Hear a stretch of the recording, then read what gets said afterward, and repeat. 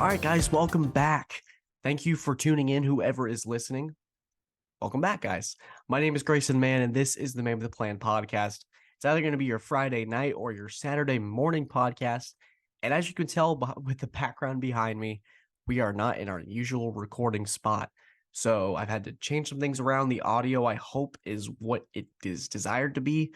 I apologize also. I'm still getting over a cold. You could probably tell in the Larry Williams episode. You could probably tell in the Devontae Holloman episode. I got to get something figured out for that because it has been coughing and just the stuffy feeling for a while. So besides that, you can tell in the background, I am right now in Durham, North Carolina for the ACC tournament covering Clemson baseball for Tiger Illustrated. And so I thought, we might be up here for a couple days and I want to get a podcast in. And I had some ideas floating around back and forth about what I wanted to do, how I wanted to film it, what was my game plan. And so here we are. You can see on my wrist, I've got this baseball wristband credential. So I just want to thank the ACC for hosting this event and allowing us to stay here. And I want to thank Tiger Illustrated for setting me out and being able to cover this event. It's been really fun so far. We've been here since Wednesday.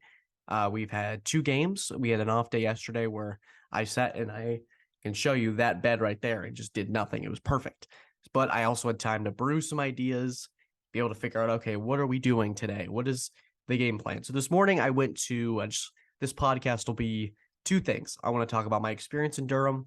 I want to talk about Clemson baseball and just the turnaround that they've had and what I've witnessed since I've been covering them for Tiger Illustrated or ClemsonRivals.com. You can subscribe now. Fun deal. But the 2 things I want to cover. I want to talk about Clemson baseball and their turnaround, and I want to talk about this series. So originally I want to shout out Corinna for the excellent job that she's done with the logos and all that.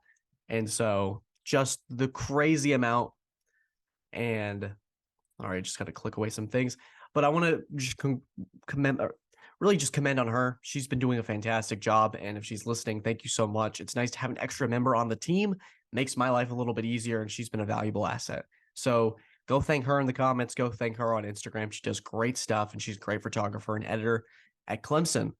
So we had an idea of, okay, we're going to do the NBA Finals. We're going to preview that because of what was going on with the Denver Nuggets and the Miami Heat. Both of them were up 3-0. So you think, okay, logically, it's going to be an NBA Finals preview in a couple days. And then this trip came along. So we thought, okay, Erik Bakich, Clemson baseball, they're on fire right now. Let's talk about them. We got a very wide base, and there's an appetite for baseball right now as the postseason is here. And so I was going to talk how it was originally going to be. We're going to talk about Clemson baseball and preview the NBA Finals, but now it's flipped a little bit. It's the Clemson baseball turnaround, as I've said, and what in the world are Boston's chances at making history? And we'll talk about that later. But right now, we're going to talk about where I am. We're going to talk about the present and the now, and that is Clemson baseball. So I think for any team in any program, whether it's baseball, basketball, football, hockey, lacrosse, getting a new coach, bringing in new ideas is always so exciting. You've seen it with Clemson and Garrett Riley, bringing in a new coach with new ideas, with a fresh mindset. You almost feel like you're hitting the reset button. It's a restart. You get to start over in a sense. And with Garrett Riley, it's not as extreme as if it was going to be Dabo Swinney replaced. But I think generally there is an excitement about a new head coach being hired because you're bringing in that new set of ideas. You're bringing in a fresh philosophy. And for Clemson baseball, last summer, they had fired Monty Lee after failing to make the postseason yet again. Clemson baseball is usually one of those teams that you think about, and I've seen a lot of tweets about it. Clemson, or baseball for that matter in general, has been a lot better since Clemson and South Carolina have really picked it up. Both are set to potentially host a regional in the next week. And you bring in some names. Who is it going to be? Is it going to be the guy from Coastal Carolina? Is it going to be maybe somebody internally? What is athletic director Graham Neff going to do? And he goes outside the box with the hire of Erik Bakich, who I had the pleasure of sitting down with a couple weeks ago for Tiger Illustrated. And from the beginning, I remember doing some quick research on him when he was initially hired. A guy that's been very successful everywhere he's gone, took a Michigan team that wasn't supposed to be there in the College World Series. His DNA is about playing smart baseball. It's all about, as he puts it, from the shoulders up. It's about playing baseball with this and not this. And if you're listening to on Spotify or Apple Podcasts or wherever you get your podcasts, I pointed to my head and I did some flexing, which for me is not very impressive, but for some it is. And this is a baseball roster with Clemson with a ton of talent, a ton of athleticism. You look at guys like Caden Grice, who towers over you, and sitting in press conferences with him, doing a sit-down interview with him. I'm an aunt to him. He's a big guy. He has a lot of power, a lot of athleticism. It was all about channeling it. And for Bakich, he comes in, first press conference. We're not doing our Twitter swings. We're going to be playing as a team. We're going to be playing as a unit. We're going to be playing with our heads. We're going to be using our minds. We got to strengthen that part. And for me, it was, okay, how long does this take for Bakich to really see the results?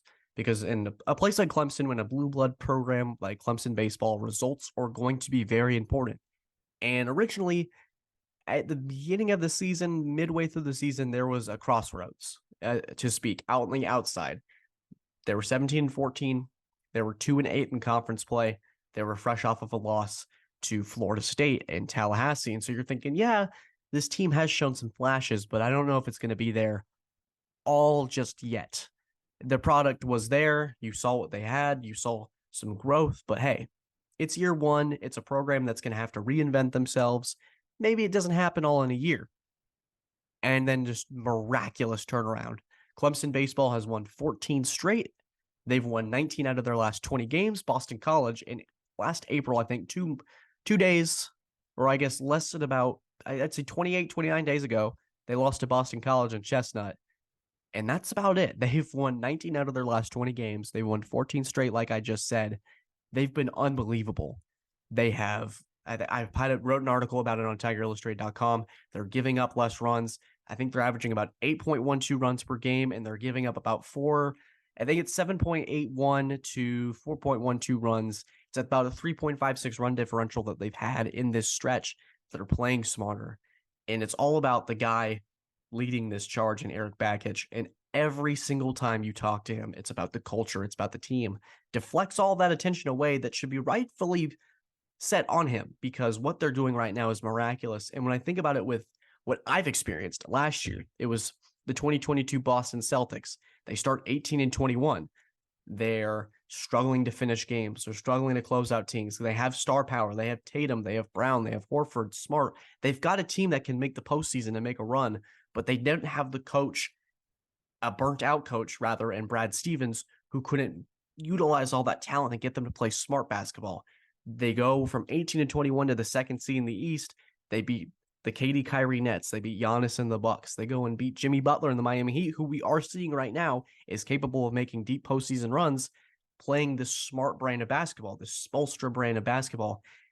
Bakich reminds me a lot of that, is taking that roster at its core, taking it at face value, and be able to bring the most out of every single player. You got guys like Billy Amick, who didn't even start in the 9-man rotation, who was at one point in a 20-game stretch, I think he was averaging a .619 as his batting average. It was crazy what he was doing. I think he was 18-26. He was going on an incredible run, and he talked about it this week in Durham. As he's an example of what this culture is all about. Is he's living proof that, hey, if you buy into this process and you start playing the right way for the team, things will be better because of it. And you've got guys like Caden Grice, who had struggles his sophomore year, who started to really, I think he's a Golden Spikes semifinalist. Big improvements. Cam Cantarella, a freshman, a soft-spoken freshman. When he steps onto the field, it's a little different. There's a little bit of an attitude and energy to him. Not a cocky attitude, but a confident attitude going, hey, I can do whatever I want on this field. Bakich said to us, when you have a team that feels invincible, they can do just about anything. And that's a powerful thing, is belief. And I think that's what I take away from the Bakich year one era is you get them to buy in, and you take that roster at its core, you take it at face value and go, how can I maximize this team?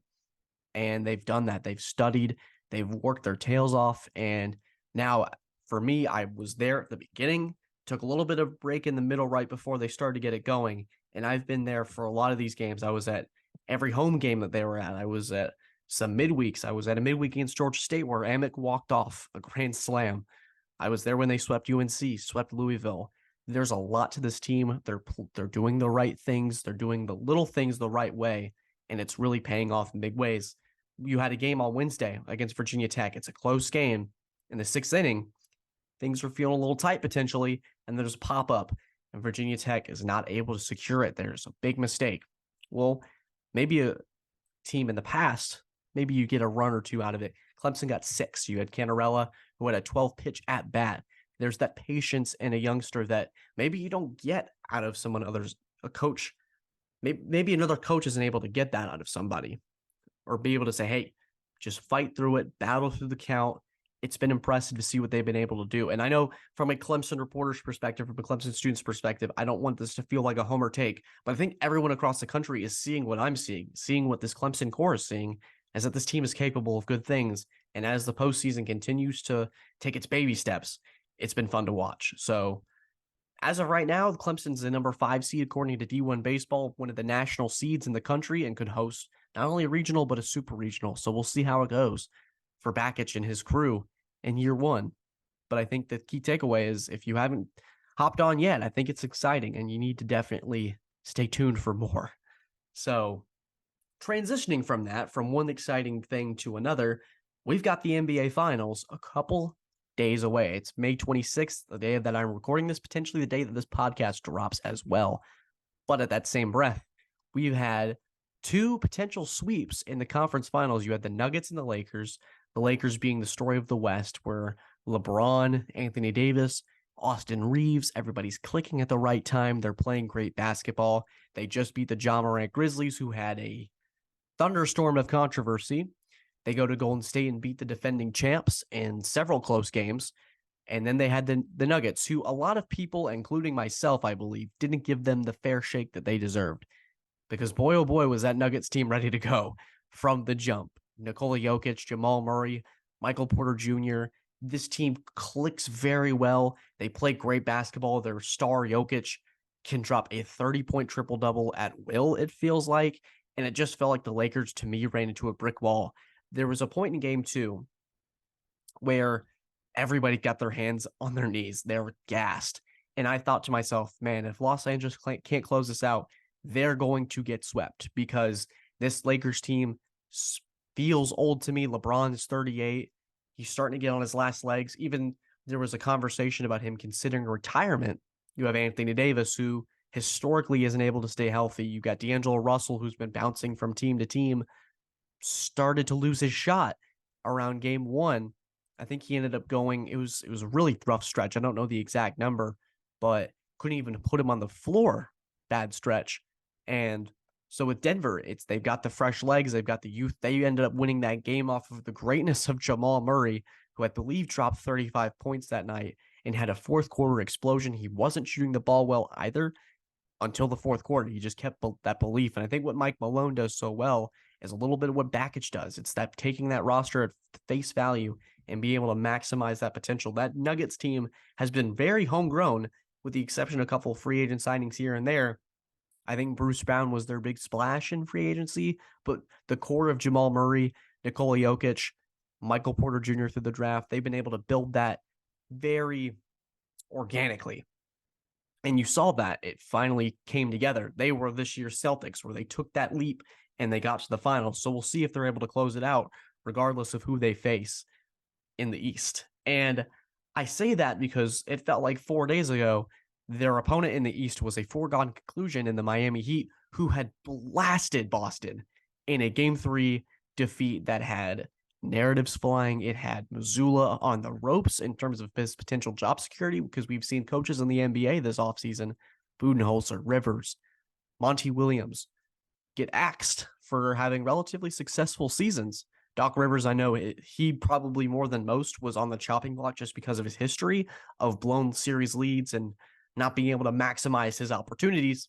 Say the word maximize. It feels like a theme today. Monty Williams, they go all in for Kevin Durant, take a big swing, and they're not able to get it done. He gets axed. He gets fired. Then you have Budenholzer, who loses to this eventual, potentially Eastern Conference champion Miami Heat, but at that time, losing to an 8 seed is unacceptable. With the roster that you have, with Giannis, with Drew Holiday, they weren't able to get it done in a year where they had the best record in the NBA next to Boston. So they're thinking, we have to make a change. So the media naturally goes, okay, rookie head coach who kind of looks out of his skis could be fired after game 4 in Miami. Only that wasn't the case. And here we are today. Boston has won 2 straight. They're heading back to Miami tomorrow night to play the Heat in what should be a game 6 that's going to be a dogfight. But I just want to give some context before we start. And I think this Boston identity of basketball can be found, it potentially has been, because this Miami team, there's been a phrase that I'm just going to repeat and echo that many media pundits have been throwing around today, is that hard work beats talent when talent doesn't work hard. But when talent starts to work hard, you get results like you did last night, where Boston's shooting the ball well. They're creating turnovers. I believe they're the first team to have 4 starters with, I think it was like they had 12 3-pointers made and 12 steals. So they were making it happen on both sides of the floor. They were creating chaos. And with Gabe Vincent out for Miami, it was crucial for Boston to make those lanes incredibly difficult to get by. There was no space for these defenders, guys like Duncan Robinson, who actually had a nice night. Bam Adebayo, the second he gets near the basket, he's crowded by a Robert Williams or a Jason Tatum and a Marcus Smart in a triple-double team. And Adebayo looks confused. He doesn't know what to do. So there's certainly been adjustments made. That previously, that conceived notion was that Mazzola couldn't make one, is that against this Miami team, that's been, I'd say, the story of the playoffs. They've done things that I didn't think were possible. I didn't think they were going to beat the Bucks, for starters. I thought the Bucks had that in 5 potentially. The Heat with Jimmy Butler are going to give you challenges. And then I thought, okay, I think they can potentially get to the Eastern Conference Finals, like I said on our interview with Jack Simone, Celtics blog writer. I thought, okay, yeah, Miami get to the Eastern Conference Finals, but against Boston, against a team that has practically the NBA Finals laid out for them on a red carpet, where you have a Philadelphia team that's so up and down with James Harden and Joel Embiid, which Boston eventually handled in 7 games after a Tatum 51-point performance. But you go into game 1, Miami steals one, they make shots. Jimmy Butler, Max Strus. It's just like how we're talking about maximization. Spoelstra takes that roster at face value in the playoffs, and everybody's playing like a superstar. Gabe Vincent, I think he's shooting by 50% from the field. You got Max Strus and Duncan Robinson. I think at one point in this series, their undrafted free agents were outscoring Jason Tatum and Jaylen Brown in certain games. In game 2, I believe they did. And certainly they did in game 3, where they put the beat down on the Celtics. And so you thought, okay, yeah, this is a sweep. This is a foregone conclusion. So the question that I pose is, are we about to see history being made? And I think a lot of people believed, okay, yeah, Boston might get 1. Well, I don't know. This team is so unpredictable. They're so up and down. We saw this pattern last year in the playoffs where you didn't know which team was going to show up, the team that brought the intensity or the team that gives some spurts here and there, and Tatum disappears and Jaylen Brown is making shots with 4 people guarding him in the mid-range and the post at the top of the something. They're just, it's a cluster, as you'd imagine, with his style of play, his erratic dribbling, is the way he just gets the line. If you're a Celtics fan, you're nervous every time he's holding the ball close to a defender because you don't know if it's going to go off his foot or it's going to go in the basket. So when they're down 3-0, there's a lot of questions. And I think for me, I do think Miami eventually holds on. But the fact that I'm having to sit here and make a podcast about potentially history being made, it's worthy of something. And I think it's evident that this team has some certain respect for Mazzola and is fighting for them, and that Jason Tatum and Jaylen Brown are more than capable. This Boston Celtics team, as it currently is constructed, is more than capable of winning a game in Miami where they've won their last 4 out of 5 and winning a game in Boston in game 7 where we've seen, yeah, they're very capable of winning that kind of game on the road. So being down 3-2 is different than being down 3-0. And a lot of people are saying, oh, yeah, 3-2, being down 3-2 series isn't that bad. But also with the given context, this team has also just won 2 straight. So when is Boston going to eventually regress to their mean on this really, these, I guess, 3.5 or maybe 5.5 quarter stretch where they've been playing really great basketball? And when is Miami going to start to play their brand of basketball, where it feels like when both teams play at their best, Boston will win 9 times out of 10 because they are the more talented roster. But we've seen in this series that it's not necessarily the case. And we also haven't seen Boston win a tight basketball game in a while. It feels like, I think game 6 in Philadelphia where Tatum had to have the 12-point fourth quarter to send it back to Boston. That's the last tight game in air quotes that they've won, where they had to really go wire to wire the entire time. I don't think Boston can win a wire to wire game in Miami with Jimmy Butler. It just feels like a foregone conclusion. If it's 97-97 or 98-99, Miami or Boston, I would take Miami. If it's 2 minutes left to go, I trust Jimmy Butler more than I trust Jason Tatum and Jaylen Brown. I think that speaks volumes as to Jimmy Butler as a playoff performer, but it speaks to what Boston's shown us in the clutch in these certain situations. We've seen it game 1 against Philadelphia, game 4 against Philadelphia, game 5 against Atlanta, games 1 and 2 against Miami. Clutch situations Boston has not excelled at ever, it feels like. So I'm going to take Miami in 6, and maybe we see history. Maybe we see Boston. If it goes back to Boston for game 7, you can guarantee that Boston and Denver will play in the NBA Finals because of that just dejection. It's going to be interesting to see it play out, just because it's going to feel the same thing like Philly. They had a prime opportunity to close out at home, and now we have to go back to a rowdy, rambunctious TD Garden. So give me Miami in 6, but if Boston's able to win tomorrow, then give me that NBA Finals matchup of the Nuggets and the Celtics. It's going to be an interesting thing. And with that, that'll conclude episode 122 of the Man with a Plan podcast. Subscribe if you enjoyed it, and let me know what you want to see next. I've got some exciting stuff, an interview coming up very soon when I get back, and some more series coverage for Clemson baseball. Guys, thank you so much for tuning in. Spread this where you can. Leave us a 5-star rating if you enjoyed. Have a fantastic day, and as always, take care.